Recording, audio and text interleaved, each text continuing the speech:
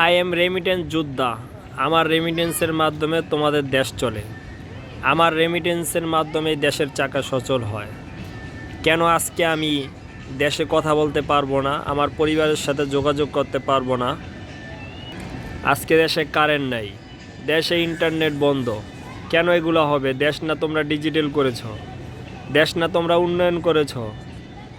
তোমরা হলে মুক্তিযোদ্ধা আর দেশের সব হলো রাজাকার। তোমরা দেশের মুক্তিযোদ্ধা, তাহলে তোমাদের এত ভয় কিসের? দেশের ইন্টারনেট কেন বন্ধ থাকবে? দেশের কারেন্ট কেন বন্ধ থাকবে?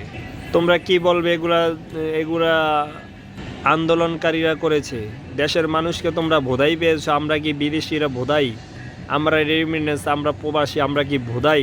আমরা ইউরোপে থাকি, আমরা কি ভোদাই? তোমরা যা বলবা আমরা তাই মেনে নিব।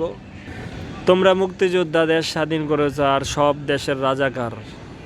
মেধাবী শিক্ষার্থীদেরকে তোমরা রাজাকার বানিয়ে দিয়েছো, রাজাকারের নাতিপুতি বানিয়ে দিয়েছো। তোমরা মুক্তিযোদ্ধা, তোমাদের সাহস আছে, তোমাদের মানবতা। তাহলে কেন শিক্ষার্থীদের সাথে কথা বলে আলোচনা করে সমাধানে আসলা না? তোমাদের এত ভয় কিসের?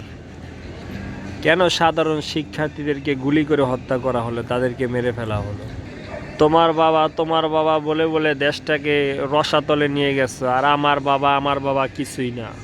আমার বাবা দেশের জন্য কিছুই করে নাই। আমার বাবা মুক্তিযুদ্ধকে ঠাঁই দেয় নাই। আমার বাবা মুক্তিযোদ্ধাদেরকে ভাত খাওয়ায় নাই। আমার বাবাও তো মুক্তিযোদ্ধাদেরকে সাহায্য করেছে। তাহলে আমি কেন মুক্তিযোদ্ধার সন্তান হয়ে কেন আমি কোটা পাবো না? তুমি শুধু অস্ত্র, যৌক্তিক সুন্দর সুষ্ঠু একটা আন্দোলনকে আজ রক্তাক্ত করে দিল।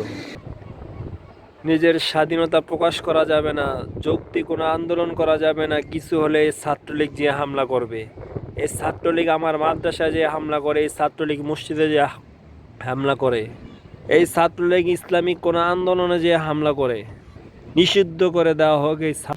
এরকম ডিজিটাল দেশ চাই না। আমার ভাই বোনদেরকে রক্তাক্ত করা হয়েছে।